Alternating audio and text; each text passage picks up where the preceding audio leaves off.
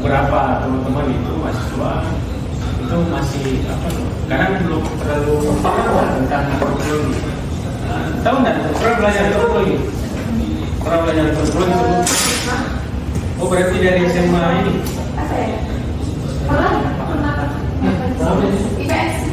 IPS. Pernah belajar antropologi? Di pusat. Oh dari pusat? Iya dari pusat. Sini juga ada. SA.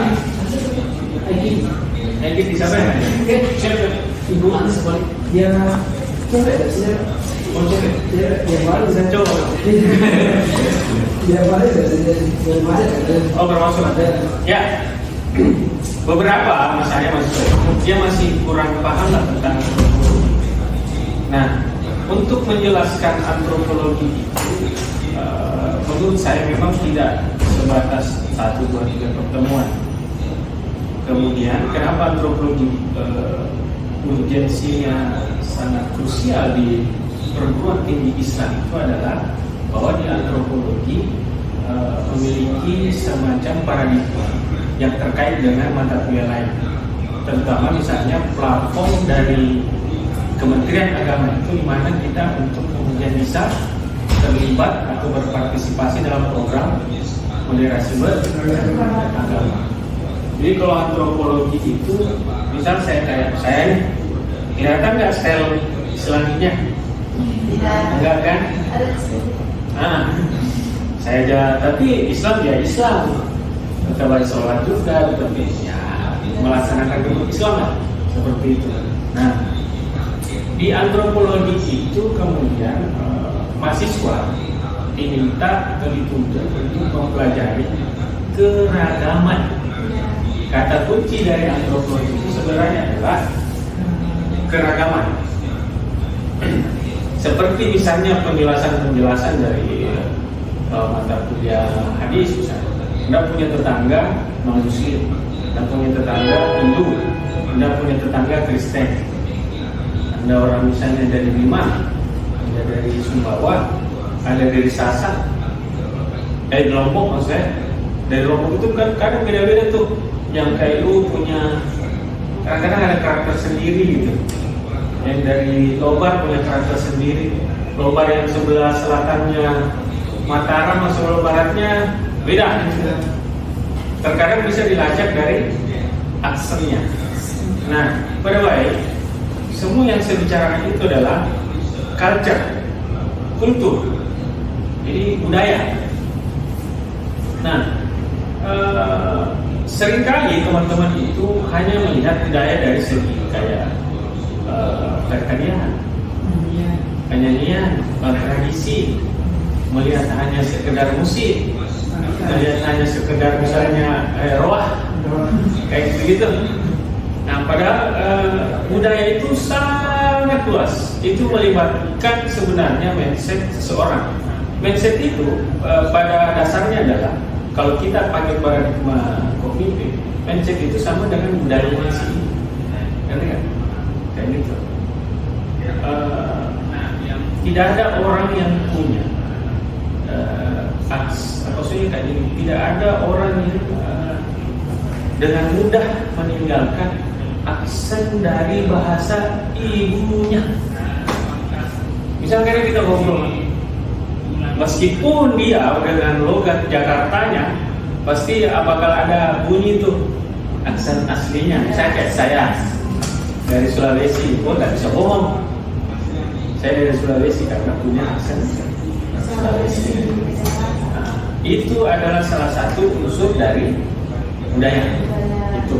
Makanya kemudian unsur budaya itu yang paling pertama adalah bahasa.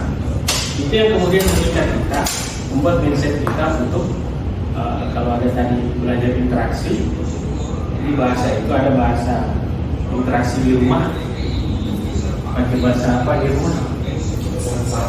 Sasakan. Di kampus pakai bahasa Indonesia. Jadi ada lagi yang disebut dengan culture kampus, ada lagi yang disebut dengan culture lingkungan di rumah.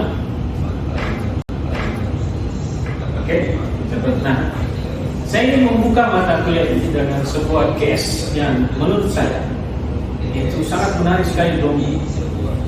Tahu nggak kalau di Lombok itu supaya luas konteks pembicaraan kita, artinya ketika saya mau bicarakan budaya itu karena tadi dia orang mengatakan luas, maka konteksnya pun saya perluas.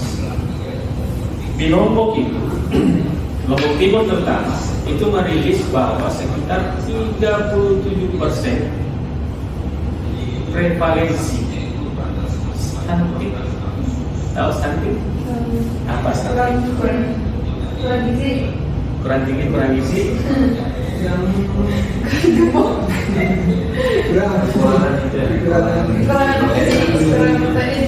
Semua benar.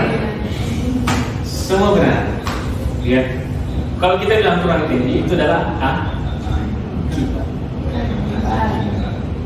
Apakah itu karena dia kekurangan gizi secara natural menurut kalian? Tidak. Ya. Terus menurut kalian kenapa dia? Karena kurang asupan gizi. Asupan gizi. kalau konsumsi makanan Makan juga yang salah dan gen Dari genetik. Teman-teman tidak mempertimbangkan bahwa ada faktor culture,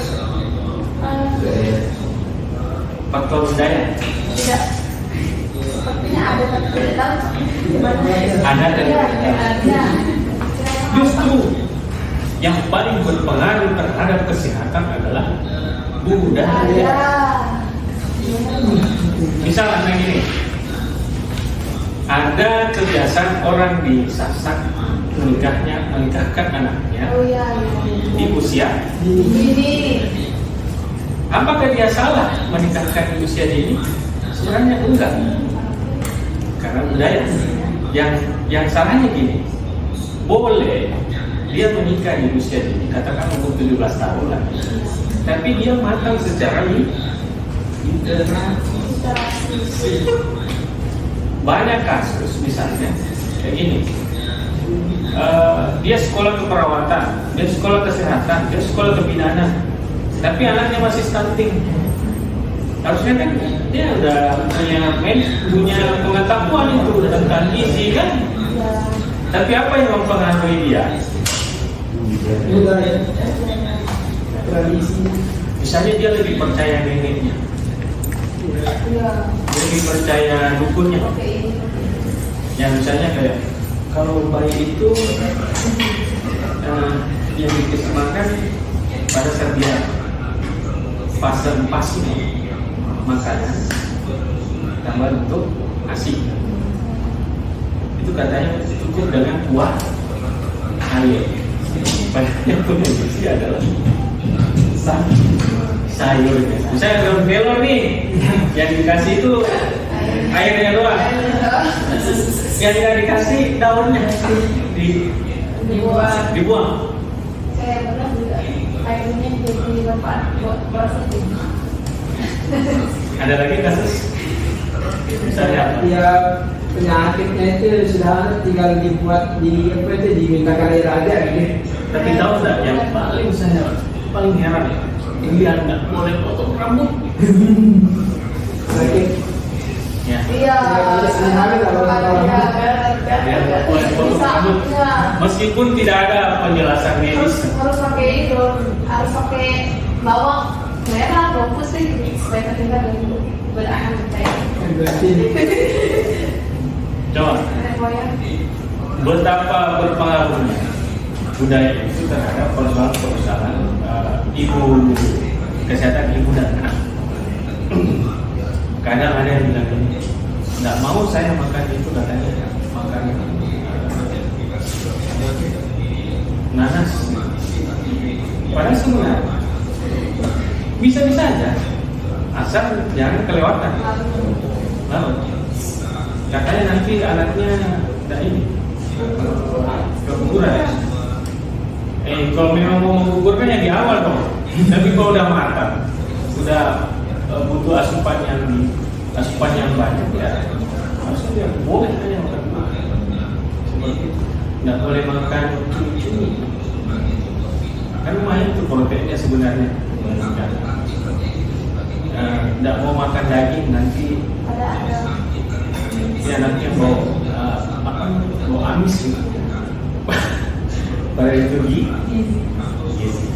Itulah kenapa rata-rata stunting sekarang itu di Lombok itu termasuk prevalensi itu ibaratnya gini. Kalau 100% populasi ada 37% yang terkena stunting. Bukan main kan seperti itu. Artinya culture itu sangat berpengaruh. Saya jelaskan lagi nih, di antropologi ketika kita berbicara culture itu seperti ini. Apa yang masuk di lambung kita atau sistem pencernaan kita ini nggak pernah mikir loh sebenarnya. Yang mikir ini tugasnya hanya menyaring nih ginjal, saring khusus dia saring itu limpa dia saring, hati dia saring. Tapi otak ini itu didirect sama culture, sama budaya. Yang enak itu yang mana? Kayak gitu.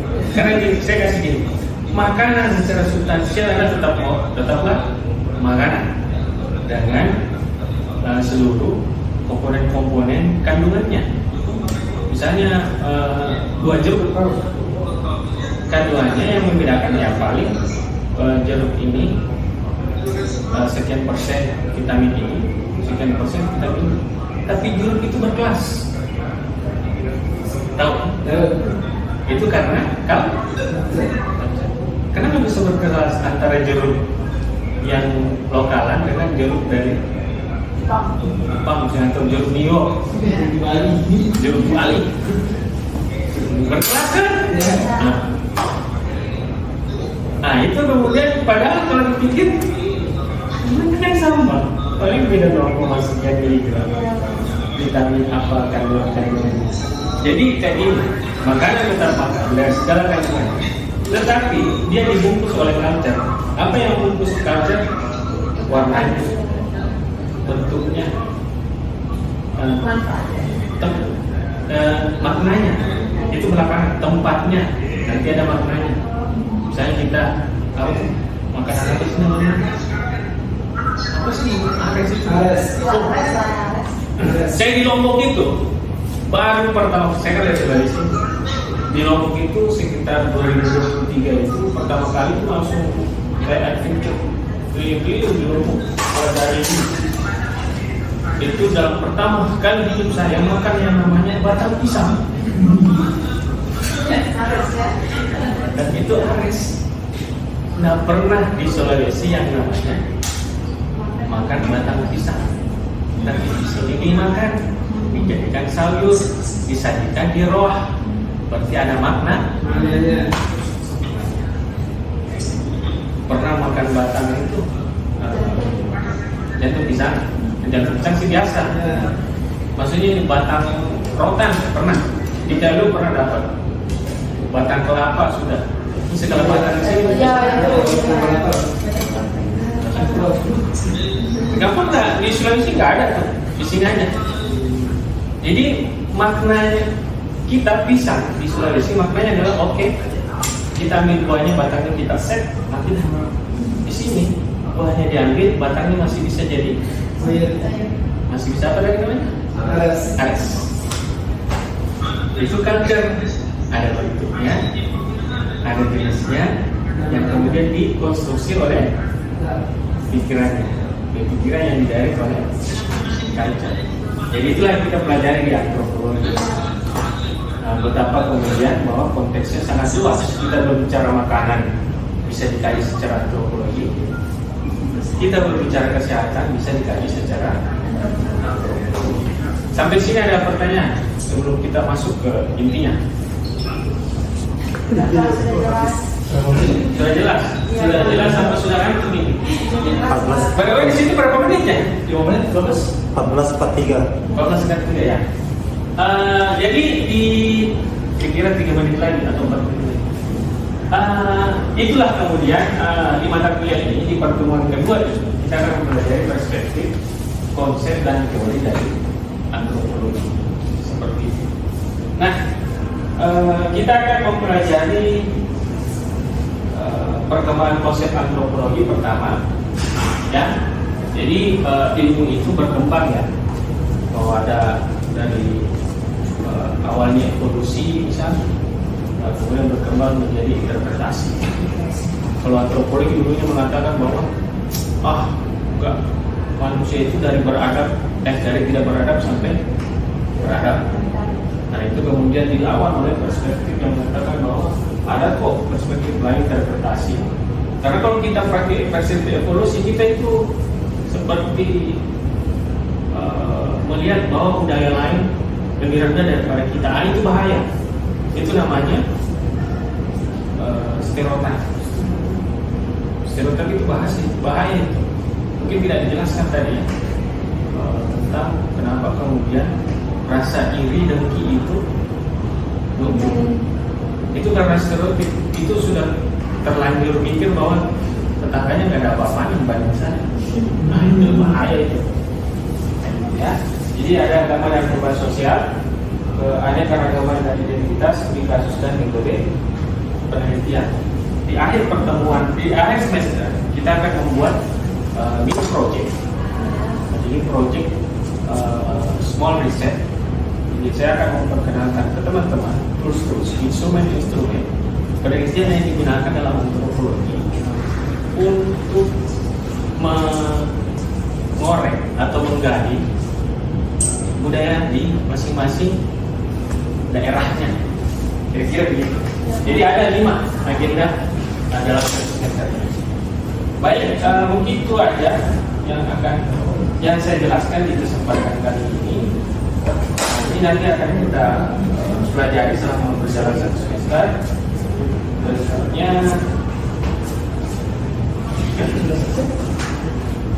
nah, untuk persentase ini diklik aja presensinya. Nanti filenya saya kirim ke WA, tinggal diklik presensinya. Karena tidak ada pertanyaan, sekian. Assalamualaikum warahmatullahi wabarakatuh. Waalaikumsalam warahmatullahi wabarakatuh. Terima kasih.